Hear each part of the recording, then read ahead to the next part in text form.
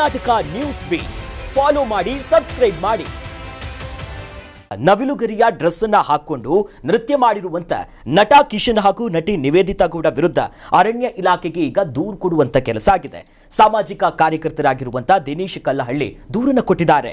ಕಿಶನ್ ಮತ್ತು ನಿವೇದಿತಾ ಗೌಡ ಅವರು ನೈಜವಾದಂತ ನವಿಲುಗರಿಯನ್ನ ಹಾಕೊಂಡು ಈ ರೀತಿಯಾಗಿ ಮಾಡಿದ್ರಾ ಇಲ್ವಾ, ಸಾರ್ವಜನಿಕ ಸ್ಥಳಗಳಲ್ಲಿ ಈ ರೀತಿಯಾಗಿ ಮಾಡಿರೋದು ಎಷ್ಟರ ಮಟ್ಟಿಗೆ ಸರಿ, ಮತ್ತೊಂದು ಕಡೆಯಲ್ಲಿ ವನ್ಯಜೀವಿ ಸಂರಕ್ಷಣಾ ಕಾಯ್ದೆಯನ್ನ ಉಲ್ಲಂಘನೆ ಮಾಡಿದಾರಾ ಇಲ್ವಾ ಅನ್ನೋದನ್ನ ನೋಡಿ ಅನ್ನೋ ನಿಟ್ಟಿನಲ್ಲಿ ಕಾನೂನುಬದ್ಧವಾಗಿ ಈ ಪ್ರಕರಣವನ್ನ ನೋಡಿ ಅಂತ ಒಂದು ದೂರು ಕೊಡೋ ಕೆಲಸ ಮಾಡಿದ್ದಾರೆ. ಇನ್ನು ಸಾಮಾಜಿಕ ಕಾರ್ಯಕರ್ತರಾಗಿರುವಂತಹ ದಿನೇಶ್ ಅವರು ಕೂಡ ಇವತ್ತು ನಮ್ಮ ಜೊತೆ ಮಾತನಾಡಿದ್ದಾರೆ. ಅವರ ಮಾತುಗಳನ್ನು ಆಲಿಸೋಣ. ನಮಸ್ತೆ ಸರ್. ನಮಸ್ತೆ ಸರ್. ಈ ನವಿಲುಗರಿಯನ್ನ ಬಳಸಿ ನಟ ನಟಿ ರೀಲ್ಸ್ ಮಾಡಿ ಡ್ಯಾನ್ಸ್ ಮಾಡಿರೋ ವಿಚಾರವಾಗಿ ದೂರು ಕೊಟ್ಟಿದ್ದೀರಿ. ಏನ್ ಅಂದಿದ್ದಾರೆ ಇಲಾಖೆಯಿಂದ? ಏನಾದ್ರು ರೆಸ್ಪಾನ್ಸ್ ಬಂತ? ಚೆಕ್ ಮಾಡಿದ್ರಾ? ಏನಾಯ್ತು ಸರ್ ಅಪ್ಡೇಟ್ ಇದ್ರ ಬಗ್ಗೆ? ಸರ್, ಈಗ ವನ್ಯಜೀವಿ ಮುಖ್ಯ ಪರಿಪಾಲಕರು ಈ ರಾಜ್ಯದ PCCF ಅವರು ಕಾನೂನು ಕ್ರಮಕ್ಕೆ ಶಿಫಾರಸ್ ಮಾಡಿದ್ದಾರೆ ಸರ್. ಕಾನೂನು ಕ್ರಮ ಜರುಗಿಸಿ ಅದರ ಸತ್ಯಾಸತ್ಯತೆಯನ್ನು ಪರಿಶೀಲನೆ ಮಾಡಿ ಅಂತೇಳಿ. ನೋಡಿ, ಇವರು ನಿವೇದಿತಾ ಗೌಡ ಅವರು ಮತ್ತು ಕಿಶನ್ ಅವರು ಸಾರ್ವಜನಿಕ ಜೀವನದಲ್ಲಿರುವಂತವ್ರು. ಇವರು ಮಾದರಿ ಆಗಿರ್ಬೇಕಾಗುತ್ತೆ ಸರ್, ಅಲ್ವಾ ಸರ್? ಇವರನ್ನ ನೋಡಿ ಹಲವಾರು ಜನ ಈ ರೀತಿ ಮಾಡಿದ್ರೆ ವನ್ಯಜೀವಿಗಳ ಸಂರಕ್ಷಣೆ ಹೇಗಾಗತ್ತೆ ಸರ್, ಅಲ್ವಾ? ಇದು ಗಂಭೀರವಾಗಿ ವನ್ಯಜೀವಿ ಸಂರಕ್ಷಣಾ ಕಾಯ್ದೆ 1972 ಸಂಪೂರ್ಣ ಉಲ್ಲಂಘನೆ ಆಗುತ್ತೆ ಸರ್. ಈ ನವಿಲು ರಾಷ್ಟ್ರೀಯ ಪ್ರಾಣಿ sir. Wild life protection act 1972 schedule 1ರಲ್ಲಿ ಬರುವಂತ ಒಂದು ಪಕ್ಷಿ ಆಗಿದೆ ಸರ್ ಇದು. ಇದನ್ನ ನಾವು ಸಂಪೂರ್ಣವಾಗಿ ಪ್ರೊಟೆಕ್ಟ್ ಮಾಡ್ಬೇಕಾಗಿರೋದು ಪ್ರತಿಯೊಬ್ಬ ನಾಗರಿಕನ ಕರ್ತವ್ಯ ಸರ್. ಸರ್ಕಾರದ ಜೊತೆಗೆ ನಾಗರಿಕರ ಕರ್ತವ್ಯನೂ ಕೂಡ ಸರ್. ಇವರು ಸಾರ್ವತ್ರಿಕವಾಗಿ ಅವರ ಸೋಷಿಯಲ್ ಮೀಡಿಯಾದಲ್ಲಿ ನವಿಲುಗರಿಗಳಿಂದ ಮಾಡದಂತ ಒಂದು ಡ್ರೆಸ್ ಅನ್ನ ಹಾಕೊಂಡು ಇವರು ನೃತ್ಯ ಮಾಡ್ತಾರೆ ಸರ್. ಈ ನೃತ್ಯ ಮಾಡದಂತ ವಿಡಿಯೋಗಳನ್ನ ಸೋಷಿಯಲ್ ಮೀಡಿಯಾದಲ್ಲಿ ಹರಿಬಿಟ್ಲಾಗಿ ಈ ಒಂದು ಗಂಭೀರವಾದಂತ ಒಂದು ಕಾನೂನಾತ್ಮಕ ಪ್ರಶ್ನೆ ಎದ್ದೇಳುತ್ತೆ ಸರ್. ಈಗ ನೋಡಿ, ಈಗ ಇವರನ್ನು ನೋಡಿ ಬೇರೆಯವರು ಕೂಡ ಅದನ್ನ ಪ್ರಭಾವಿತರಾಗಬಹುದು, ನವಿಲುಗಳನ್ನ ಹತ್ಯೆ ಮಾಡಬಹುದು, ಅದರ ಪುಕ್ಕಗಳನ್ನ ಕಿತ್ತು ಮತ್ತೊಂದಷ್ಟು ಯುವಜನತೆ ರೀಲ್ಸ್ ಅನ್ನ ಮಾಡಬಹುದು. ಬಟ್ ಈಗೆಲ್ಲ ಆಗೋದು ಕಾನೂನಿಗೆ ಸಂಪೂರ್ಣ ಉಲ್ಲಂಘನೆ ಆಗುತ್ತೆ ಸರ್. ಹಾಗಾಗಿ ನಾನು ಇವತ್ತು ಈ ಪ್ರಕರಣದ ಬಗ್ಗೆ ಗಂಭೀರವಾಗಿ ತನಿಖೆ ನಡೆಸಿ ಅಂತೇಳಿ ಒಂದು ಅರಣ್ಯ ಇಲಾಖೆ ಮುಖ್ಯ ವನ್ಯಜೀವಿ ಪರಿಪಾಲಕರಿಗೆ ಒಂದು ದೂರನ್ನು ನೀಡೋದ್ರ ಮೂಲಕ ತನಿಖೆಗೆ ಒತ್ತಾಯ ಮಾಡಿದ್ದೇನೆ. Yes yes, thank you sir. ಇಷ್ಟೊತ್ತು ಕರ್ನಾಟಕ ನ್ಯೂಸ್ ಬೀಟ್ ಜೊತೆ ಮಾತನಾಡಿದ್ದಕ್ಕೆ. ಅವರು ಮಾತನಾಡ್ತಾ ಹೇಳ್ತಾ ಇದ್ರು, ಅಂದ್ರೆ ಇನ್ನೊಬ್ರು ಕೂಡ ಪ್ರೇರಿತರಾಗ್ತಾರೆ. ನಾವು ಒಂದ್ಸಲ ಹಿಂದೆ ನೋಡಿದ್ರೆ ಸರ್, ನಾವು ಈ ಸ್ಟಾರ್ ನಟ ನಟಿ ಅಂತ ಯಾರು ಗುರುತಿಸ್ಕೊಂತಾರೆ, ಲಾಸ್ಟ್ ಟೈಮು ಹುಲಿಯುಗ್ರು ವಿಚಾರ ಬಂದಿತ್ತು, ನಂತರದಲ್ಲಿ ಮಚ್ಚಿರ್ಬೋದು ಲಾಂಗ್ ಹಿಡ್ಕೊಂಡು ಸಾರ್ವಜನಿಕ ಸ್ಥಳದಲ್ಲಿ ಮಾಡಿರೋದು. ಈಗ ಇದು ಹೌದಾ ಅಲ್ವಾ ಅನ್ನೋದೇ ಮುಖ್ಯ ಆಗಿರೋದು, ಅದು ನಿಜಾನಾ ಅಲ್ವಾ ಅಂತ. ಮತ್ತೆ ಇದನ್ನ ಯಾಕೆ ಕಂಟಿನ್ಯೂ ಮಾಡ್ತಾರೆ ಅಂತ.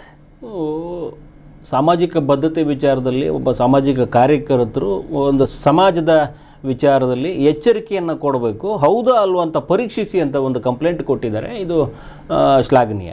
ಒಂದು ಕರ್ತವ್ಯ ಅವ್ರದ್ದು ಮಾಡಲೇಬೇಕಾಗಿತ್ತು, ಮಾಡಿದ್ದಾರೆ. ಸೊ ವನ್ಯಜೀವಿ ಸಂರಕ್ಷಣಾ ಕಾಯ್ದೆ ಅಡಿ ಇವರು ಪಾಲನೆ ಮಾಡಿದಾರ ಅಥವಾ ಕೃತಕವ ಅಥವಾ ಅದು ನಿಜವಾದ ನವಿಲುಗರಿಯ ಆಗಿದ್ದಲ್ಲಿ ಅದು ಎಲ್ಲಿಂದ ಬಂದಿದೆ ಅನ್ನುವಂಥ ರೀತಿಯಲ್ಲಿ ಒಂದು ವಿಚಾರಣೆ ಮಾಡಿ ಇದನ್ನು ಅಂತ ಕೊಟ್ಟಿದ್ದಾರೆ. ಯಾಕಂತಂದರೆ ನಮ್ಮ ಕಾಯ್ದೆ ಹೇಳುವಂಥದ್ದು ನಿಜವಾದ ನವಿಲಿಗೆ ಹಿಂಸೆ ಕೊಟ್ಟು ಗರಿ ಕೀಳಬಾರ್ದು ಅನ್ನುವಂಥ ಕಾನೂನಿದೆ. ಹಂಗಂತ ತಾನಾಗೆ ಉದುರು ಬಿದ್ದ ಗರಿಯನ್ನು ನೀವು ಬಳಕೆ ಮಾಡೋದು ಭಾರತದಲ್ಲಿ ಅದನ್ನು ರಫ್ತು ಮಾಡುವಂತಿಲ್ಲ. ಆ ನಿಟ್ಟಲ್ಲಿ ಒಂದಷ್ಟು ಕೆಲಸ ಆಗತ್ತೆ.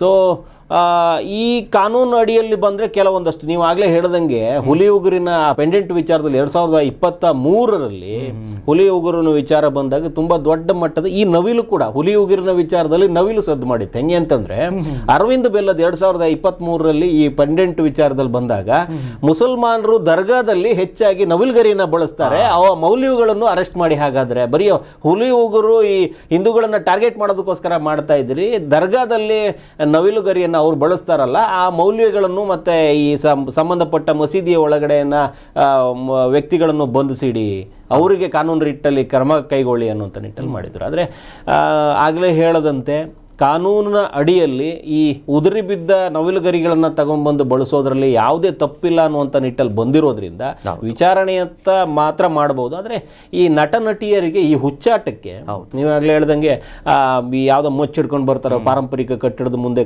ಮುಚ್ಚಿಡ್ಕೊಂಡು ಬಂದ್ಬಿಟ್ಟು ಏನೋ ಮಾಡ್ತಾನೆ, ಅಲ್ಲಿ ಎಲ್ಲೋ ಬೆಂಕಿ ಹತ್ತಿಸ್ತಾನೆ.